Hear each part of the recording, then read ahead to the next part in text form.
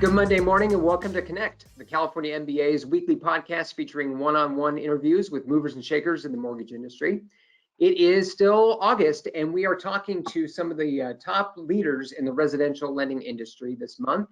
We've had a lot of great conversations so far. We've got another one lined up for you this morning and we'll jump into that conversation here in just 1 second. But before we do, let's thank our sponsors over at Accelerate. Accelerate helps lenders close more loans through better borrower engagement. They are the mortgage industry's most innovative customer experience platform that delivers lead management, sales enablement, engagement, a robust mortgage-specific content library, and data intelligence all in one comprehensive and highly scalable platform. Accelerate delivers dynamic technology, strategy, and content for every channel of your business to ensure engagement throughout the customer journey, whether that be with your borrowers, referral partners, or any other party to the transaction. A dynamic enterprise solution seamlessly fits into your tech stack, whether that's your phone integration, POS, LOS, servicing, or data enrichment due to the advanced API connectivity, modern design, and open architecture. So gone are the days of managing multiple and separate systems like your CRM, your marketing automation, lead management, and having your data trapped in those silos. The innovative platform allows you to provide your internal and external customers timely, relevant information based on data intelligence to build repeatable outcomes at each stage of the customer's journey. So bottom line, close more loans, improve borrower conversions, enhance customer retention, transform your customer acquisition lifestyle, and create customers for life. So for more information, contact Accelerate at the number listed in the description below, or you can go to accelerate.com and schedule your demo there.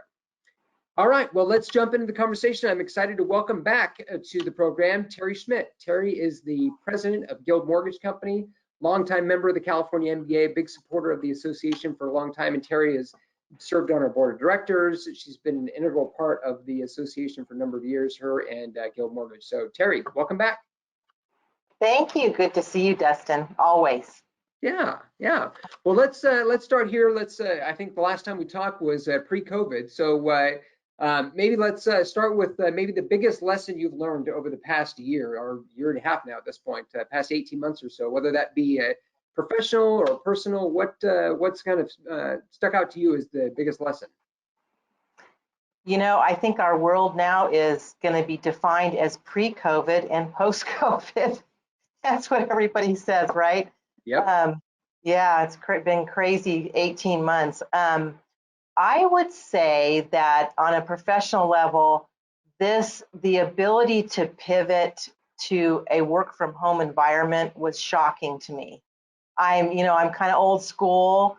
I've been in the business for, 37 years, and I like an office environment. I like being around people, but this whole entire industry, how dynamic it is that everyone was so successful pivoting to this work from home environment. It was pretty incredible. So that really shocked me.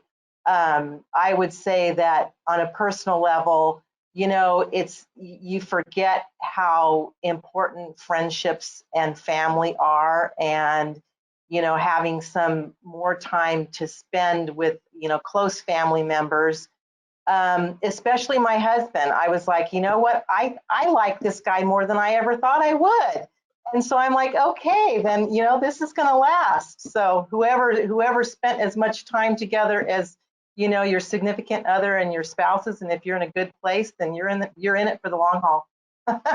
Yeah. Oh, that's such a cool story. And I think there's a lot of them like that over the past year or so that, like you said, you're sort of, at certain points, you're literally trapped in your house, whether quarantine or both working from home kind of thing.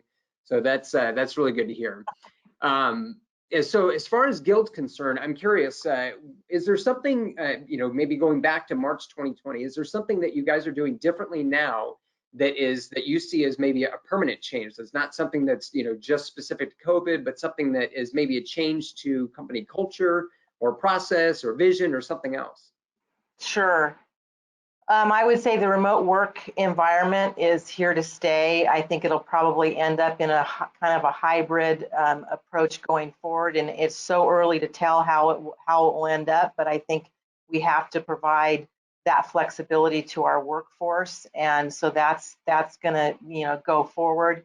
And I think we really haven't changed our strategy except for we're taking a more disciplined approach to executing on our strategy.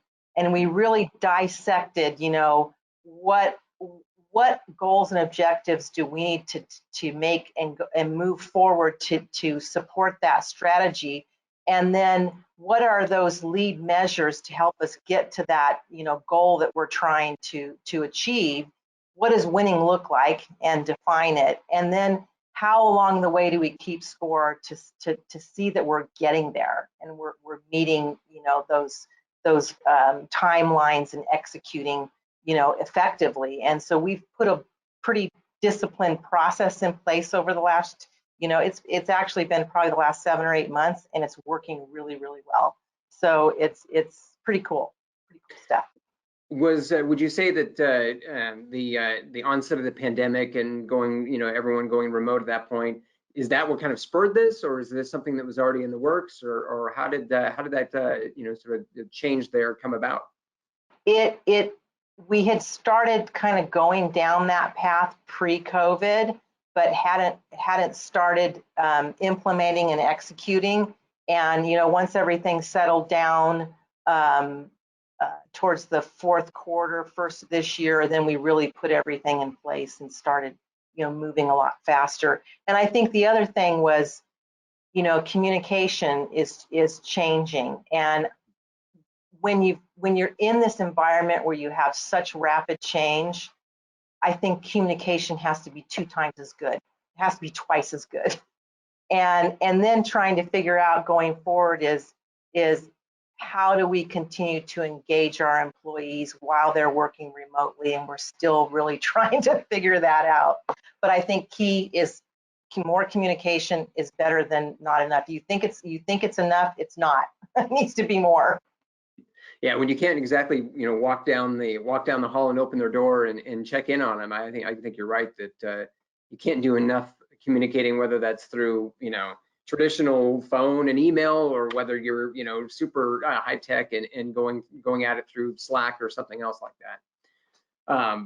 So question for you: you guys have always been, Guild's always been a big player in the purchase market, at least as far as I've been able to watch from the sidelines here the last decade or so. And so I'm curious now, as the industry is shifting away from refi and kind of going back towards the purchase side of the, as the pendulum's swinging back, are strategies at Guild changing, or is this sort of like, you're going right back to your wheelhouse and you guys are ready and raring for the return of purchase? It is our wheelhouse. We never stop focusing on purchase. Way back in 2008, we had, a really strong plan that we said, hey, this is where our DNA has to sit all the time. We can never take our eye off it.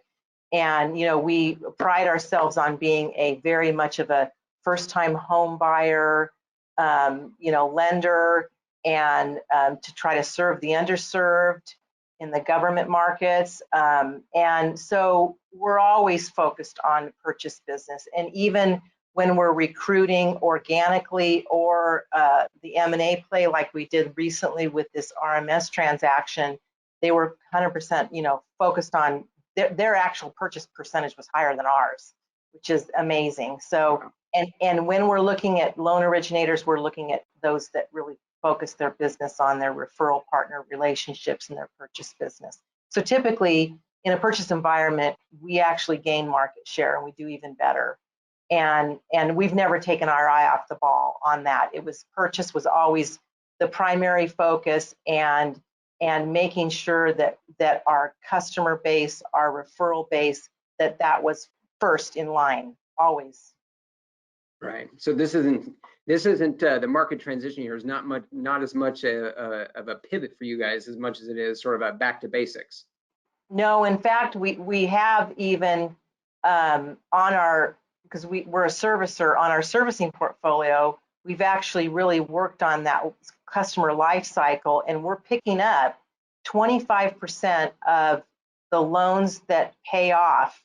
25% of those are purchases, and we're picking up those purchase transactions. And so, it continues to be a big focus for us. I think for everybody that's in the purchase market, the pre-quals have been massive.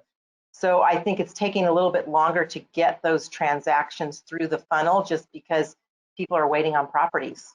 There isn't enough inventory out there. So it's just a longer turn time, but still focus is there. Yeah, no, I think you're totally right about the issues in inventory right now. We'll get to that here in a bit. So shifting gears a little bit, I have a question for you. Since last we talked, the company has had their IPO. You guys are now a public company, and so I'm curious, what are some of the new challenges for you and the leadership team that you guys have faced, and then maybe to that effect, has the company culture shifted or changed or evolved or grown? What's sort of the changes that you've seen at the company since you've gone public? I think we have to keep our eye on the ball and the strategy that we've communicated. We have to really work hard to meet it. So I think there's more pressure and to just get things done faster, which is not a bad thing. And so that's we definitely feel like we have to do what we say we're going to do and make sure that we implement what we say we're going to implement publicly. And then the other thing I think is just the absolute misconception that things have changed. Nothing on our sales side, on our servicing side has changed whatsoever. Now on the back office, of course, the finance side of it, there's more involved. We've got another regulator, the SEC. So there's those kind of things, but that doesn't impact the front end of the business. And so really it's pretty much business as usual. Yeah. All right. Fair enough then. Since the company is one of, if not one of the largest IMBs that are operated at the top by women, I think you guys are in something of a unique place. And so I'm curious from your perspective, what's maybe the biggest advantage the company is seeing having you and Mary Ann McGarry in leadership for so long? I mean, I think you both have been at the top of the leadership structure there at Guild now for several decades. So I'm curious, how have you guys seen an advantage there or a benefit? I would say that we have created a really collaborative environment, very inclusive, and I think our employees feel like they have a voice and they're heard and what their opinion means something to us. And I think that kind of environment is very attractive to a lot of women as well as men. I mean, and we naturally have attracted leadership, female leadership. It's just not by design, but just by having so much female leadership, like you said. And I think everybody here feels like they can accomplish whatever they want to accomplish. I mean, like I've never felt like that I had obstacles where I couldn't do something that I thought was important and made a difference for the organization. And I think that's permeates the company quite a bit. So we have a very good culture where it's more teamwork oriented and collaborative in in solving problems. Yeah, and I think you're right about it. It that appeals to anybody and everybody. I mean, I think that from any perspective, you always want to be in a place where your voice is going to be heard and you're going to be in an environment where it's about team. I totally agree with that. And to that end, I think that you guys, one of the things that has always struck me about Guild is how you guys always seem to promote from within when it comes to the leadership. I mean, you look at some of the most of the leadership group at Guild right now, it seems like you can look at their bios and it's, they started, 10 years ago at Guild or 20 years ago or 15 years ago at Guild and have just, climbed the ladder there. So how crucial to the success of the company has that, effort to promote from within been? I think that you need to have a development path for your employees as much as you can. And whether you're an individual contributor or you're on the leadership path, you should have a path and you should know how to get where you want to go. And we think that's extremely important. And, you know, and I think this industry in general feels that way, because that knowledge is so critical. Having the knowledge that we have, and being through, you know, COVID, being through the 2007, 2008 meltdown, and having all these different experiences, that, you know, tribal knowledge, if you will, is really, really critical to having, you know, even if you have to bring in somebody from the outside, having that knowledge base and that foundation, it just makes that newbie even more successful. And so we're lucky that we have that blend, and it's worked out really well for us. And then, you know, we've got tracks for all the different employees. We've got coaching tracks for salespeople, whether they're, you know, a loan officer assistant and they start there and they want to go to the loan officer level, or whether they have experience and they've come into the business but they just want to build their business. And, you know, the same on the ops side, same on servicing and the back office. So we do a lot of mentoring.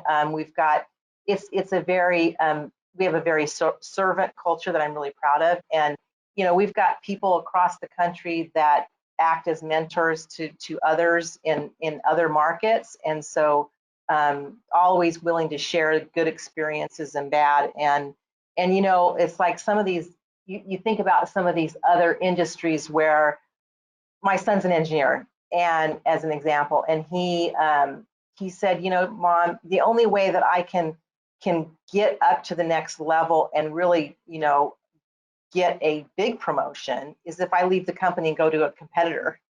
And you never want that. No. And I think, you know, we're lucky in this industry, because I think we recognize talent and, you know, want to make sure that we keep talent. So it's good. Yeah, well, and I think you guys have certainly made it clear where you stand when it comes to professional development. I mean, even just here with the California MBA, you guys have been big supporters of the Future Leaders Program for a number of years. We've got folks who have gone through the Future Leaders Program that are still with Guild and are now mentors of current future leaders. So I think you have certainly built that culture there, and I can't imagine the, you know, impact it must make with new folks when they come in and they can go and look and see the leadership of the company and see, okay, well, there is a path. This person started where I'm at now, and they're now in the leadership structure at the company. So I think that's really cool to see. So switching gears here a little bit here, I'm curious, looking at the market itself right now, what, from your perspective, president of a large lender and servicer, what is the most important economic indicator that you look at, other than obviously interest rates, that maybe you watch on a regular basis? It's the first thing you look at in the morning, or the last thing you look at when before you go to bed? Well, we all look at the 10-year Treasury and what's going on, and all, you know, what happens with the federal meetings that they have, and then we're always looking at employment numbers, housing inventory, inflation, delinquency trends in our industry, and then we're very focused on market share growth in the areas we're in the areas that we're not in, and where is the, you know, where is the country seeing the growth. Those are kind of our key indicators. Yep, makes sense. So when it comes to inventory itself here, we've got just a couple more minutes, but I'm curious your thoughts on this. Do you think that we're going to continue to see, maybe even in specifically in California, the inventory squeeze continue to, you know, drive prices up? Maybe not at the rate they were 6 months ago or 12 months ago, but do you think we're going to continue to see that, or are we going to get some relief when it comes to inventory in the near or medium future? Well, it looks like it's starting to slow down a bit. So in June and July, the inventory actually grew slightly, which is the first time that's happened since like April, May of 2019. So, it sounded like California kind of led the charge there. So it is starting to stabilize somewhat, but just with the shortage, it's still going to be a pretty hot market for a while. But I think those days of these double-digit sales appreciation. I think that's gonna slow down quite a bit. And there's markets in the country now where those sellers, their asking price, they're actually coming down in asking price. So so I think it's starting to stabilize, but it's still super, super healthy. So maybe not white hot, but red hot still. Right. Yeah, exactly. So final question here. We've got just a couple minutes left, and I want to go back to what we started about when I introduced you. Guild has been a member of the California MBA for so long, and I'm curious. And you have been a big reason why they've been a member. And so I'm curious, from your perspective, maybe speaking to a potential member or a company out there that doesn't really know much about the California MBA or the national MBA even. Why does Guild continue to support the advocacy and grassroots efforts of both the California MBA and the national MBA? Well, for California, this is our roots. We started the company, our founder started the company in 1960 in California. So we're very committed to supporting the housing industry in California. And I think the CMBA specifically, you all have been such a stable force for our industry, and we need to keep having a voice. And the more we work together as an association, the bigger our voice can be. And you've got lobbyists in California that have been working with the CMBA since back, I don't know how long they've been with they predate me. Right, it's been years, been pre-me, I think. And so they know our business, they know it's important to the members, and they do a fabulous job. And then you guys are great at networking. You have great networking events that you're gonna be having in the near future. The secondary event. And so it's a great way to get educated, get to know some other people. I've met great people through the association and being involved in the CMBA over the years. And just all the education and the resources are phenomenal. So we will always be a member of the CMBA.